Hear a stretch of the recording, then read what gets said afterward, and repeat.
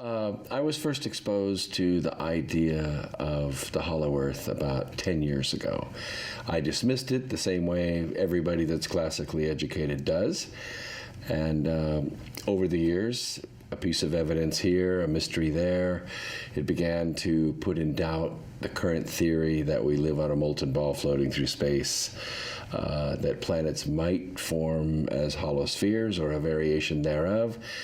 The evidence is pretty scientific, although as I consolidated it, it made for an idea that a very interesting expedition could be done above the Arctic Circle to find out if it's true or not. The most amazing thing is it had never been done before. So I saw it as a challenge, I saw it as a curiosity, I saw it as a project, and for the last 6 years we have been putting together a team of experts, scientists, enthusiasts, and trying to put together an expedition to shoot some film, gather some hard evidence to either prove or disprove the idea that planets form as hollow spheres. Do you want to believe the Earth is hollow? That's a good question. I don't know if I want to believe the Earth is hollow. I want to know the truth. And right now it's a mystery. I have enough experience with science and engineering throughout my career to know that things that we once thought were irrefutable, established, undoubtable, are now fable. We now know better. We know that faster than sound flight is possible. We know that we can split the atom. We know that we can understand the genetics of the human body, and that doesn't explain everything how the human body works. So every science, whether it's geology or oceanography or even mathematics, we're discovering things today that make what we thought was fact 20 years ago in doubt. So if we think we know how planets are made, we're going off Newton's theories or off of various geological models that we've been working with for decades and decades, we now know that not all of that is completely accurate. So I say, let's just go and see. So do I want to believe? I think I want to know the truth, and I'm curious about it. So let's say you go up there. You find there's a big hole up there. What's next? The plan of the expedition has to be fairly well outlined. If we're going to invest a couple $1 million, we're going to take a 23,000-ton vessel to an area that's never been sailed before. We have to have a plan. And the plan is that we're going to try to find this opening. If we go up there and there is, in fact, an opening, some kind of horizon that we can sail over that doesn't lead us to the other side of the world, but leads us to the inside of the planet, we have no intention of sailing into it. There is a helicopter on the ship, there's another boat on the ship, and we intend, at least in this 15-day excursion, to determine if the opening is really there or not. Fly over it, film it, sample it. Another expedition will most certainly be planned after this one that has the intention of actually going inside. Nobody has the plan to take a nuclear-powered vessel inside the planet at this time.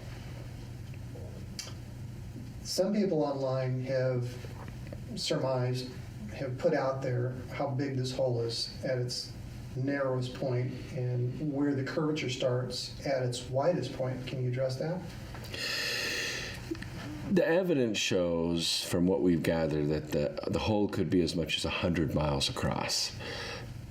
What we do know is if you're sailing at sea level, you have about an 8 to 10 mile view to the horizon. Then the curvature of the Earth makes over the horizon fall away because we only have line of sight. It is quite possible that vessels have sailed accidentally into this opening without ever knowing it. There are some maritime logs out there, both medieval and fairly modern, where ships sailing on parallel courses have literally disappeared from sight for a day at a time. They just sail into a portion of the ocean that isn't sea level. It's just below the horizon. Even though the ships are close enough, they should be able to see each other. They don't. And then the ship sails up out of that depression and becomes visible again.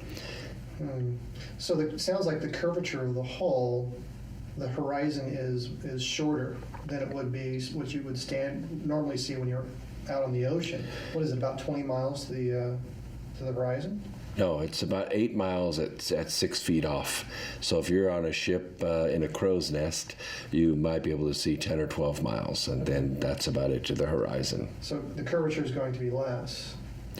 Of course, the radius will be much, much shorter than it would be the whole curvature of the Earth. So it sounds like there's an issue there where you may accidentally, if you decide to go up there, wind up actually sailing into the hull. Well, one of the challenges in how I became originally involved in the original expedition was to measure that curvature. We talked about using GPS, but at that latitude and at sea level, you only have a view of around 3 satellites, which does not give you accurate altitude. It'll give you a good XY position on the sea, but not altitude. So then the idea that we would use sonar, bounce it off the bottom, see what the depth of the ocean is and see how it changes. But at that location, the sea is about 4,400 meters deep, quite convoluted with valleys and mountains, and so tracking the curvature of the Earth with sonar was out of the question. And the other was, of course, well, we'll use an altimeter, and we'll just tell how the altitude changes. But the conclusion was, well, we're at sea level the whole time, so maybe the barometric pressure is not going to change that much, not nearly as accurate as we need it. So the decision was that we would build a precision gyroscope, much as used to aim missiles or theodolites, very sensitive instruments based on the curvature of the Earth. We would spin up the gyroscope somewhere around Helsinki, and we would leave it running the entire voyage. The forward motion of the ship, mapped with the rotation of the gyro to its reference, should give us an even track of the circumference of the Earth. If it begins to over-rotate, we know that we're sailing into something that's like a depression into the ocean. Once we do that, we would make a 90-degree turn and sail over it again, a 90-degree turn and sail over it again, and thus map some pieces of the circumference of this, make a prediction on its diameter, and sail for the center. Yeah, I had a question. I think you pretty much answered that. So as this gyro is running, I'm assuming there's going to be some direct communication with the captain of the ship to assist in navigation. Yes. Okay. So you talked about a helicopter. How does that play into this scheme? Well, it gives us a way to make quick excursions away from the ship. It also gives us a much better perspective. The ceiling on the helicopter is around 10,000 feet. At that temperature, it would easily do that, but even at 5,000 feet, we'd be able to see a lot further over the horizon than you can from the ship. We can make excursions for about 50 miles in every direction from the ship on a single tank of fuel, so we can cover a lot of area from a low altitude with a helicopter that you could never do from an aircraft. So let's say you get up there and it's just socked in fog and clouds. What then? That's an interesting question, and the only satellite photos that we've been able to find, and they're oblique angles. For some reason, there are no publicly available images straight down on the North Pole. They always seem to redact a large circle of area right over the North Pole. The satellite photos that we have seen have been all clouds. So it is a challenge to be able to say from sea level we can see a certain distance. The good news is that the mean temperature at that time of the year is around 38 degrees Fahrenheit, sometimes a little cooler than that. There should be very little moisture in the air at that temperature. Okay. One thing I thought about when I first learned about hollow Earth is, well, the world used to be flat. Now it's possibly hollow. Considering a helicopter flying out there, is he going to try to fly over the hole? Are there some dangers associated with doing that? Is there a tendency maybe just to keep it around the periphery? The theory is that there's a tremendous amount of magnetic flux. It's a little like standing on the North Pole and everywhere you look is south. But the actual North Pole of the Earth is not really the magnetic North Pole of the Earth. That is in motion. We know that it moves about 40 miles a year. It seems to be moving in a linear direction towards Siberia now, since Sir James Ross discovered it in 1831. We also know that there's a tremendous amount of an ion flow, as it were, out of the core of the Earth because of the magnetosphere that surrounds our planet. It could very well disrupt instrumentation in the aircraft. So it will be flying by visual reference only, I think, at that time. You know, again, with the flat Earth, you've seen the imagery of ships sailing over the edge, right? And falling to who knows what, the void, you know, never to be seen again. So the Earth's kind of a big body. Can you imagine the ship actually going, what would happen if it were tried to navigate that? Would it not just fall into the hole and just disappear forever? I think it probably wouldn't be a fall, because the theory of hollow earth theory, when you really start thinking of it, is that the center of gravity is not in the center of the Earth. The center of gravity is actually in the crust. And there are two gravitational bodies that make up planet Earth. One is a crust, which may be 800 or 900 miles thick, and the other is a core, which is a dense, it's believed to be iron crystal, could have densities up 12, 13, 14 grams per cubic centimeter, which is way, way more dense than the surface of the planet. And these two bodies counter-rotate against one another, and that is what creates our fairly stable magnetosphere. Not all planets have a magnetosphere. Mars doesn't have one. Saturn does. Jupiter does. Venus does. Earth does. And it's believed that it's possible most planets form as hollow spheres, some with cores and some without. Can you tell us the theory about how say the Earth or other planets form as hollow spheres? How do you get to the point where conceivably it started as a solid, I assume, and then we go to hollow? How does that happen? It's I'm not an astrophysicist, but I have studied it intensely since being involved with this project. There are lots of theories for how planets form. One is called the accretion disk theory, where a puddle of gas forms somewhere in space.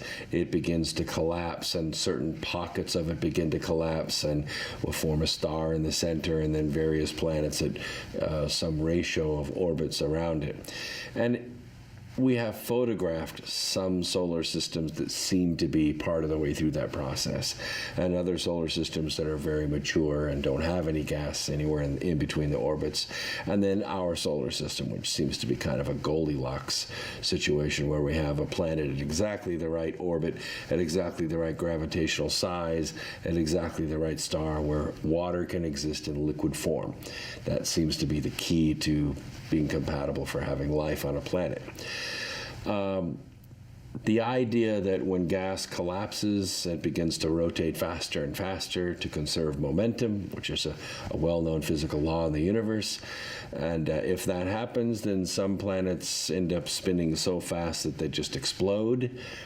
Some planets end up getting lopsided and spitting off a piece of themselves to make a moon. We certainly have an example of that in our own solar system with Venus and Mercury. Mercury being large enough to break away and form its own orbit later in time. And then there's the planet that just simply expands and cools, expands and cools, expands and cools. And as this happens, the crust cracks in some cataclysmic way and then resolidifies. And of course, as it does that, it backs away from the core on the inside. It reaches a point where the centripetal force and the gravity sort of balance one another, and the process slows down, slower and slower, till finally the crust is only mildly cracking apart, like we see with our planet. We can still photograph it on the floor of the ocean.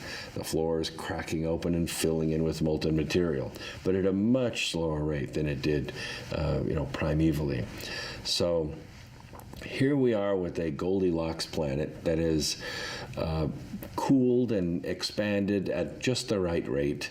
That dry land has receded away from a much lower sea level that has allowed the oceans to back off the dry land and settle into these lower areas. And we have something that looks like continents spread out on the planet with oceans in between. And it doesn't take much more than a 9-year-old to look at Earth from a distance and say, yeah, all those continents once fit together nice and neat with a planet about 1/3 our present size. I want to go back to the expedition. How close are you to funding the expedition? Well, we're actually quite far away. To charter one of the 2 ships that can make the expedition into Russian waters, it costs around $2 million. We've raised maybe close to $100,000 over the last 5 years. Coincidentally, we've gone through about the worst economy we've seen in a post-war era, since the Earth cooled. So it could just be the economy. It could be that it takes time to build the curiosity to a significant level. With the promotions and public appearances that we've done talking about this hard scientific expedition, we have around 40 million people around the planet that now know about the expedition and are looking forward to it. So we're reaching the critical mass where, the right producer, the right investor would see the opportunity and fund the voyage. And as you said, it's more of a science expedition as well, and there doesn't seem to be many people willing to fund science expeditions today? I hope so. I haven't met any yet, but we have our hopes. We've met several people that are interested in the resulting films. Certainly, all of the available cable channels that air such things are highly interested in it after it's shot, of course. Whether a speculator or an investor or a benefactor would see the value in that, or taking part in the adventure himself, remains to be seen. Commercial sponsorship? We have talked to lots of commercial venues. We've talked to, North Face and Reebok and ConAgra Foods, which makes Swiss Miss. We were looking for the official hot chocolate of the expedition. And they're all interested. They all have foundations. But they only make donations to other nonprofit foundations. So we're in the process of putting that corporate structure together to make it possible and see how it goes. So would this sponsorship come with funding then, once you become a nonprofit? I would think some of it will come with free jackets and free hot chocolate, I'm sure. But the appearance ads in a subsequent film would certainly be attractive, I think, if it's going to be exposed to 40 or 50 million people over a period of time. How long can you go on a trip? The ship actually has a 3.5-year fuel supply. So it's just a matter of having enough food and water on the ship to be able to last. The shipping company says 15 days is no problem with a 5-day option. If we do find something, we can stay another 5 days and take more samples. So we can be 20 days at sea with extra, capabilities. We could spend 3 months at sea if we want to. Now, can you tell us about the ship? You mentioned there were 2 vessels that you were looking at? There were 3. One of them has been retired. All 3 of these are former Soviet Navy ships that were purchased by private industry and are now run scientific and tourist trips to the Arctic and the Antarctic several times a year. Well, they've been to the Arctic. Have they not seen something if they've already been there? Well, they haven't been there. They make a trip to the North Pole twice a summer and to the South Pole area twice a summer. The area that we're targeting is about 300 miles from there. It was actually covered by ice, really thick ice, for several 100,000 years. And in 2007, mysteriously, maybe part of climate change or other forces, it broke open, it cracked open, and the continent-sized piece of ice floated away and left this area open to navigation. It just has not been sailed yet. What are you looking for? Well, of course, we've been seeking, qualified scientific teams, and we've had teams from Stanford and Washington University. Dr. Y. Sessions did an excellent study of 600,000 seismograms, came up with some remarkable findings of oceanic damping waves that are coming to the surface from another ocean underneath the crust. And when we start putting all these pieces together, it starts painting a picture of a crust or a surface inside the Earth. that has an ocean. Now, whether there's atmosphere there or temperature that can sustain life, but certainly a liquid ocean that isn't steam means that the conditions for life are probably there on the inside of the planet. So what are you looking for? As far as resources to put it together, what are we looking for? Exactly. So we've talked about the resources. Let's say you're going to there. You're on the ship. What I mean? What do we hope to find? Oh, what do you hope to find there? Yeah. What do you want to see? On the scientific side, we hope to find a significant difference in the quality of the seawater. Some kind of sea vent. Obviously, if there's an ocean on the inside of the planet, it's not exposed to sunlight. It has a completely different biosphere. It's going to come up out of there with different crystallinity, different salinity, different molecular properties, maybe a different kind of biological life in it, different kinds of plankton, which we may or may not see in our ocean, because once it gets to the surface, it gets highly diluted by the ocean that is exposed to the sun. We don't see it down here in North Carolina. But as we get closer, those concentrations will get higher and higher, and thus more radically able to sample.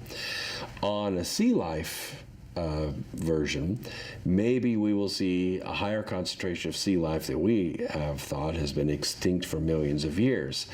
For some reason, since 2007, when this ice cap broke open, we're now netting live, mature sea life that has been extinct for millions of years on this planet. And we're not talking about just a coelacanth. We're talking about dorsal finned squids. We're talking about blind frilled sharks. They haven't existed for millions of years. We've seen fossils, but not live sharks. Now they're starting to show up in our oceans. Oceanographers every so many years do a sample of rays, like stingrays, manta rays. For some reason, this form of life in our oceans responds to pollutants in the water and can morph and has a very active adaptation genetics to its environment. Normally we see every 20 or 25 years we'll see something like 50 or 60 different species of rays that are netted. When this was done in 2009, they discovered 1,500 new species of rays, a tremendous jump in the number of species of rays, and not small changes. Some of these rays are 10 feet across. Some of them have, eye patterns and that we have never seen in fish before. So it's clear that something is entering our biosphere from another biosphere. On a geological standpoint, we expect to see a sea floor that falls away virtually to infinity. Maybe if there's a significant change in gravitation, which would certainly be telltale if there was an opening to the crust, an oceanic depression that literally sails over the limb into the inside of the planet. Now, I did mention that the crust is 900 miles thick, maybe at its thickest point, but where gravity is very low, you expect that crust to be much thinner, which makes sense at the two poles. So maybe the crust is only 100 miles thick or 200 miles thick. Well, sailing at 15 or 18 knots, you could see that would take, several hours to sail over this onto the inside. So we'll see if that anomaly is there. That'd be quite a sight to see as you're sailing over. Could you look up and see the other side, do you think? The sky would then be ocean? Probably not, because during daytime, we can't even see, 50 miles on a clear day and dry air. I would think that you would just find an area where the horizon would just keep falling away and you would keep sailing. Maybe it would get overcast and you just wouldn't be able to see up beyond, a few thousand feet. So let's assume you sail past that center of gravity. Now you're starting to enter the Earth. Light, or the sun, does it go down forever? Is it always dark? Do you suppose there's light on the inside here? At that latitude, there's very little sunlight, even on a summer day. The sun will come up low in the horizon for those of us that live, on the mainland. But it stays up all day. It just kind of goes around you. When we're going in August, we'll get some sundown, and it won't really be dark because the sun is still pretty high relative to the tilt of the Earth. What we would probably see is that it would get considerably darker, way darker than what we expect, although we would not be able to look up and see stars. So that would be a telltale sign. Sailing past the limb onto the inside of the Earth, maybe it's pitch black inside the planet. On the other hand, maybe the core is, as the Japanese have just reported, it's a solid iron crystal somewhere around 5 to 10,000 degrees Fahrenheit, which would be white hot. And if it is not in the cold darkness of space, but in the depths of a thick atmosphere on the inside of the planet, it would appear to be a twilight. Not like a sun, as we would call a sun, but certainly a large white light behind a lot of clouds and a lot of air. So it could be perpetual twilight down there. So it's conceivable that as you're sailing into the hollow Earth, that you have a sun ahead of you, and if it's the right time of day, you may have a sun behind you. Interesting perspective. You know, we currently think that we live on a molten ball that's floating through space, and we're lucky enough to live on one of the relatively cool cornflakes floating around in a bowl of milk. No, it's a pretty solid theory, I think. If the theory that the planet did collapse and then expand slowly in some kind of stable way to form the tectonic plates that we see today, we would probably see solid evidence, like dry land is 4.5 billion years old, which is what we expect the age of the Earth to be, and that the seafloor would be radically different in age. And that's exactly what we find. The oldest seafloor sampled on the Earth is around 70 million years old, whereas dry land is 4.5 billion years old. Now, if they were pretty close in age, I'd say, well, maybe there's some credence to this whole molten ball idea. But the idea that we see layers of oceanic sediments high in the mountains all over the planet, the Himalayas, the Rockies, the Appalachians, we see layers of sea life fossilized in those mountains. We also have a very young sea floor. We also have a clear pattern of intersection between all the continents on the planet. Not on one side of the planet, all around the planet. It makes sense if you just blow up the planet like a balloon and spread these tectonic plates out the way they are now. We have a 100 to 200 million year future look of a planet. If we shrink it back to what it was originally, everything fits together and the entire planet's covered with water except the very high mountains. Who else is going on the expedition? We have representatives from Stanford University, Elizabeth Williams, who's a professor in Arctic plate tectonics. Although she's never been to the Arctic, that's her area of expertise. She's dying to come. We have a team. We've proposed to Dr. Y. Sessions, some of his grad students who have gone on to get their degrees. We want them to be part of the expedition and follow up on the great work that they did with the seismograms. We have MIT and Harvard who have recently issued papers on the hollow Earth, on its possible structure. We have others like Jan Lambrecht, who is the original guy who did the math models using the seismographic data, not from the point of origin to the reception, which is what we see in textbooks today with its telltale dotted lines, shadow waves, and things like that, because they're back engineering the data to fit the current paradigm that we do live on a molten ball. He took it from the destination back to the point of origin of the earthquakes, because every time we have a major quake, we kind of do a CAT scan of the Earth. These long wave vibrations go through the planet and are picked up by other listening stations around the planet, and we kind of do a time-delayed picture of what the inside of the Earth does.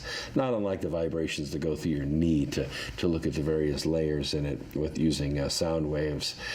But when you do it in reverse, you get this nice, beautiful picture of a thick crust with a hollow planet.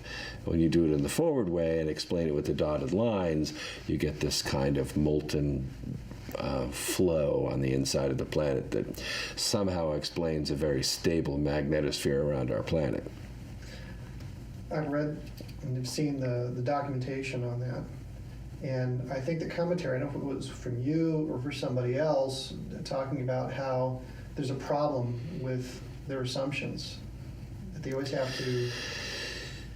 Science, when it got separated from religion, sort of formed its own religion with its own high priests and its own peer review. And quite often, and it really doesn't matter which field of science you're talking about, whether it's geology, archaeology, biology, physics, we have a peer review process that tends to preclude new ideas from making the forefront. And I don't really want to speculate on why that happens, but it's clear that it does happen. So what we've done is we've taken various sciences, geology, oceanography, cosmology, and we've combined these points of observation, and we've actually formed a theory of a new paradigm that planets might form as hollow spheres. The hypothesis is going to be difficult to prove. I think it's probably easier to disprove the hypothesis that we live on a molten ball than it is to prove that we live on a hollow planet. If we're successful in disproving that hypothesis, then we've opened the way for thinking from a scientific point of view that planets might form as hollow spheres. Back on the expedition, you're on the ship, you're collecting data, you got these scientists on board, the Arctic experts. Were there others? Yes, we have historians that are coming, people that are more familiar with the myth. They're up on the 500 plus years of documents that have been collected by people like Edmund Halley, the great theorist that predicted the return of Halley's Comet. Other records that have been taken around the planet. Some of it's scientific and some of it's not so scientific, in the sense that it's a direct observation. Do we throw that out because they weren't a scientist? No, just like we don't throw out the Bible. They weren't scientists, they were the observers of their day, and they wrote things down the way that they saw them in their terminology, and we try to match that with our modern perspective. We do it every day, and we do it in science as well. And actually, a direct observation is considered a fact in the scientific community. As we were going through these questions, trying to come up with what to ask, we were trying to guess what your plans were. You know, is he going into the hole? You know, what's he doing? If he goes there, is he going to come back? You know, is there a civilization there? You know, we talked a little bit about Billy Woodard, you know, and now you get into, he claims to be from Hollow Earth, and that there's a civilization there, and there's a lot of very, if not esoteric, spiritual, hyperdimensional life forms, what have you. He talks about pterodactyls and T-Rexes and all this other stuff being in there, and it being a place of bliss. So the question was, you know, if you go in, would you come back? You know, the people going with you, would they be given the option to return and things like this? So, and communication was another thing. So you've got these people making these direct observations. Right. What are you going to bring back, and how is that going to change things as well? That's kind of a compound question, but I'll let you go ahead and roll with that. The evidence that we're looking for that we want to bring back, one is, of course, film. I mean, we'll have cameras running both in visible light and infrared light to try to gather as much evidence that people can see as possible. The sampling may go further than that. We may bring samples of sea life back, and this is what we found there. You know, not unlike an 1800s expedition, you know, to the Indies would be coming back to Europe. On the other hand, there's then admittedly a sort of Indiana Jones aspect to this thing that a good scientist would say, once we leave the dock, there's no resupply. There's no extension cord. There's no going back and getting something. I forgot to bring this to take this observation. We know that this aspect exists. We have Colonel Woodard's aspect. We have others who have telepathically or in certain dream states seen things. We also have another piece of evidence that is pretty hard to refute. We have about 80% of the population that believes we're not the only intelligent life on this planet, that there are other beings that cohabitate here. They move about freely, but they don't necessarily interact with us. We don't see their ships landing, at Walmart to go shopping. They're here, but they're as present as they want to be. And that's about all you can say about it. If they're here, and this is an if-then perfectly scientific question, if they are here, where are they when they're not flying through the skies being caught on someone's smartphone? The answer is that they're somewhere where people are not. And this is one place on the planet people have never been. So if there is intelligent life on this planet, and if they have made some residence, one way or the other, either on the bottom of the ocean or on the inside of the planet, chances are, if we're the only life signature within 1,000 miles of this place, maybe, just maybe, we'll make contact. And if that happens, of course, we'll get it on film, and there will be live streaming going from the boat the whole time that we're out there by satellite uplink. If we see it, you'll see it. 3 satellites. You sail over the curve. Would your communication then not be interrupted? It probably would be interrupted if we sailed inside, unknowingly inside the planet. But that doesn't mean that everything we collect on film, both regular chemical film and digital capture, wouldn't return with us. We're going to take a flight of fancy here. Do you believe that there's a civilization down there? I'm always cautious, Walter, when someone asks me in terms of belief. I'm a scientist. I like to believe things, but I want to believe things, but I have to have evidence. It's not that I'm a doubting Thomas. I'm not. I'm an explorer. I'm curious as the next person. But I'm going to bring back a leaf, a bone, a bird, something. Oh, a bird. That's interesting. Sir James Ross also named a curious little seagull called the Ross Gull because it's named after him. It's just a little ordinary beach seagull. The strange thing about it is it flies north in the winter. It's not made for 80 below north winter. It flies somewhere warm in the wintertime. No one has ever been able to track it. I spoke to the world's leading ornithologist, expert on this bird in Norway. They still don't know where this bird goes in the wintertime. They've never been able to track it, even if they've put trackers on it. It disappears and it comes back in the summer, but they don't know where it goes in the winter. If we find the nesting place of this seagull, just this discovery would be huge. So do I believe? I believe I want to know. Knowledge is better than belief. Do you want to know that there's a hyperdimensional life form down there? Of course. Sure, I want to know that. If it's possible to, it's interesting, while we were doing our research, we visited the 2 laser interferometer gravitational-wave observatories. They're called LIGO for short. They're run by Caltech. These were originally designed by Dr. Kip Thorne, and basically they're very, very sensitive vibration sensors. And right now they're trying to measure ripples in space-time. There's one in Washington State, there's one in Louisiana. I've visited both of them and talked to the managers of those facilities. Dr. Fred Robb is the physicist over the one in Hanover, Washington. And he said the strangest thing when I asked him about what they were measuring and what they hoped to see, he said, we are observing particles blinking into our dimension from another dimension. That is a government scientist at a government facility that's open to the public as we paid for it. And he's stating openly that they are measuring particles appearing into our dimension from another dimension. Is there a hyperdimensional existence? Yes. We have scientific proof that it exists. Do you have anything in your personal experience that has you believing or wanting to believe that there is more than just particles as a hyperdimensional life form? You would ask that question. Of course.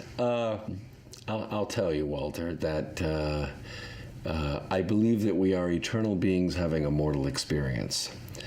That the fact that we're in this biological transducer and we interpret our universe with the five senses that we have with this specific body is not necessarily a limitation to what we can discover. I'm educated just like everybody else is. I went to church every Sunday just like everybody else does. I believe in God and Jesus Christ and the eternal life and all of that. But I had an experience that I can't explain, that connected me with something intelligent, friendly, loving, and shared information with me that I have a difficult time resolving with the information that I had up to that point in my life. So in some respect, it's been my inspiration that wakes me up every day, and every week we do something on this expedition.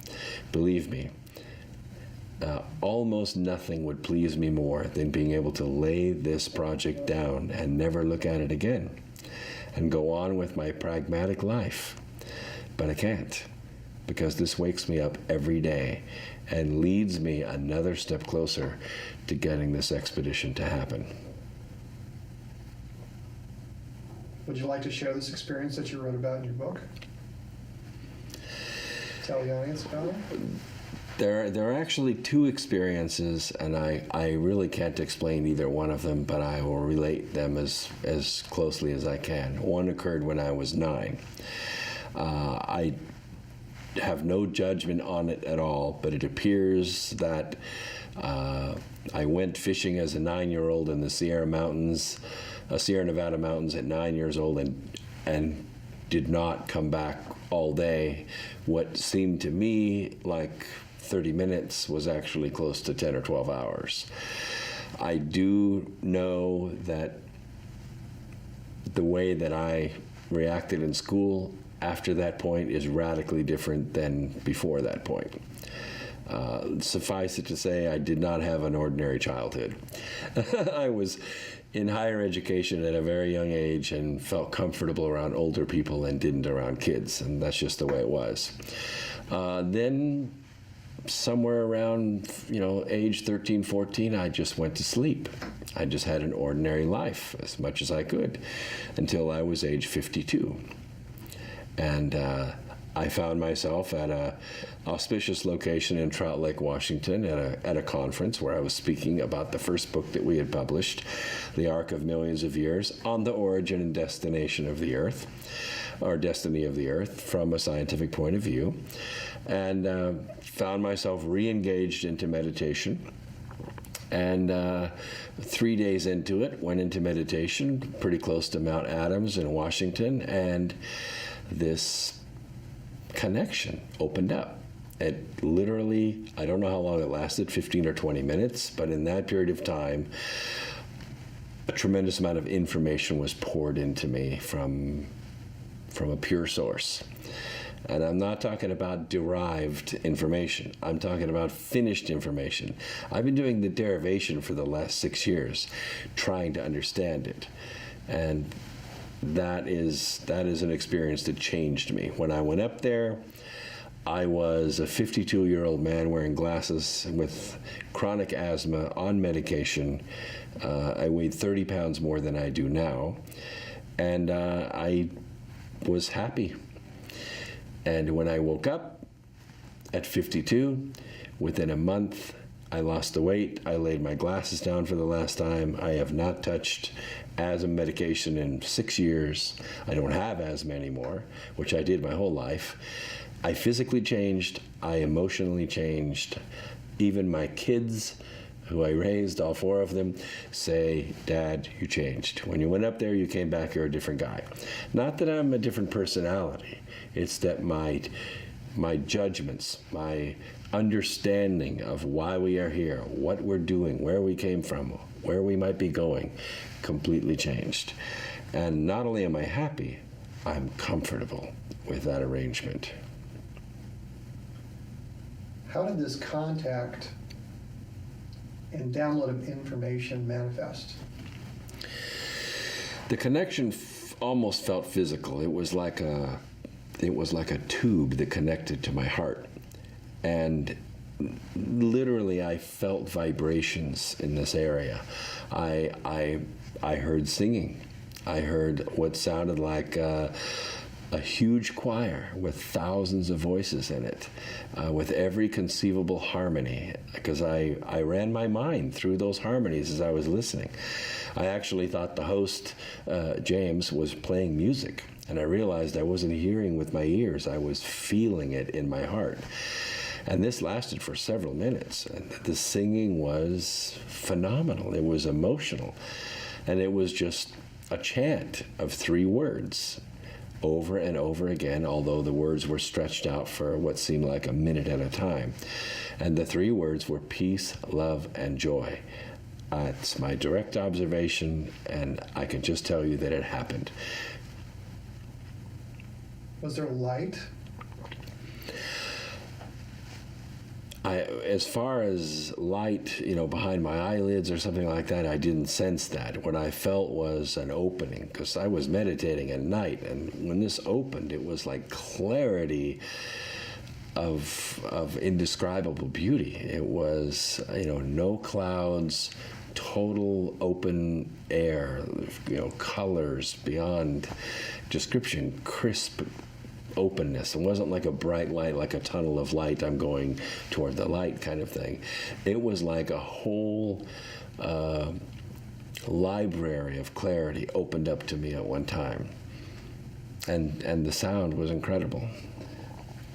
So a library of clarity. I think you also phrased it, if I'm not mistaken, a download of information? Was there anything specific that you'd received? Actually, I did not directly observe that, although I felt like I was, connected to a fire hose.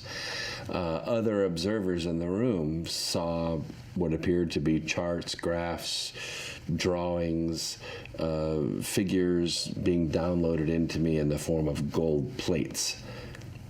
And that was from behind me. So there were more than one person in the room, and this is what was going on.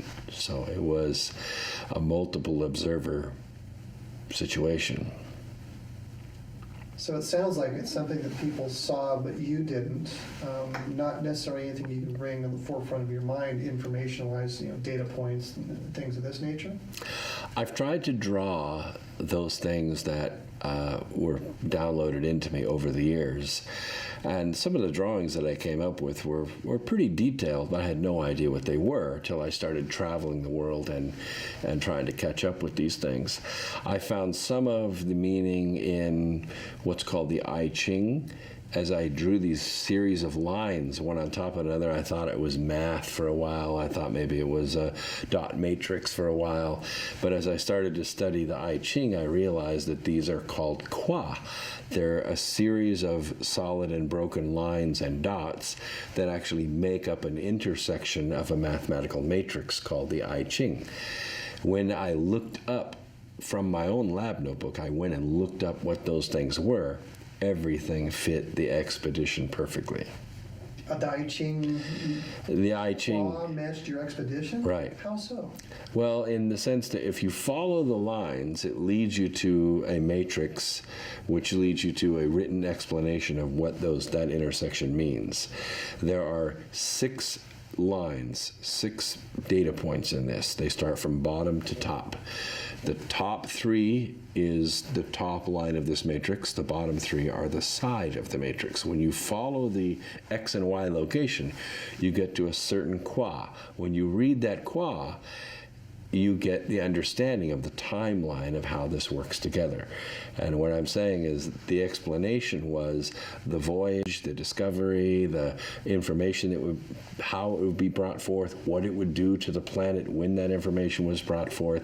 Not exactly what the information was, but that the discovery would take place. So the discovery taking place, you just said what it'll do to the planet. I don't know how it does this. I don't know how a scientific expedition can awaken people. But when I travel the world and I have a 90-minute slideshow that I do, that we talk about all of the evidence that has come out in the last 6 years. And some of the groups are pretty large, several thousand people. After I'm done, the people come up to me and say, this is how I felt. I have had this since I was 10 years old or 9 years old, or I've been dreaming this my whole life. Walter, I've done scientific presentations of one form or another my whole life. I've never had people come up and say, this awakened me. I've had this experience my whole life. Nothing like this.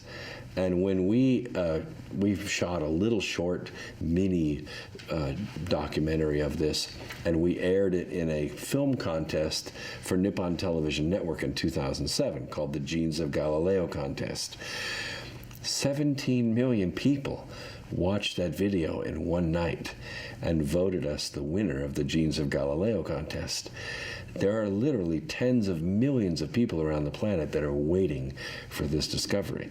What it will do to the planet, I have no idea. I can only tell you that the key word is awakening. This is what people key in to when they think about this expedition. I Ching, your experience, contact experience, awakening people. Well, there's one more strange experience that happened. Okay, we'll get that. Okay. Actually, go ahead and tell you that, and I'll ask you this question. I was making a presentation in Hawaii about this expedition. I was invited there to speak and gave the presentation. After the presentation, a woman came up to me and said that she'd had a vision. I'm open to anything. Go ahead and tell me. I handed her my lab notebook, opened up to a blank page, and she drew a picture, and she drew the plates, and she said something about 8 whale brothers that were going to come to me, or that had been observing me, or had been waiting for this to take place, and that they were communicating with the other whales around the planet. I didn't really roll my eyes like I just did, I promise. I listened to her. She was a nice lady, and I closed my lab notebook and thanked her for it. The following day, we were to swim with the dolphins. It was one of the benefits of being a speaker in Hawaii. So we had breakfast, and during breakfast, I asked the lady who was going to run the dive, and I said, "Are there any whales? Are we going to see any whales?" She said, "Oh no, the whales have all gone north months ago. There are no whales. We're just going to see dolphins today." Oh, okay. Well, maybe it'll be another time. So we get on the 2 boats, about 20 people on one boat, 25 on another, and we're ripping across the ocean around the island to the north shore where the dolphins, spinner dolphins, are.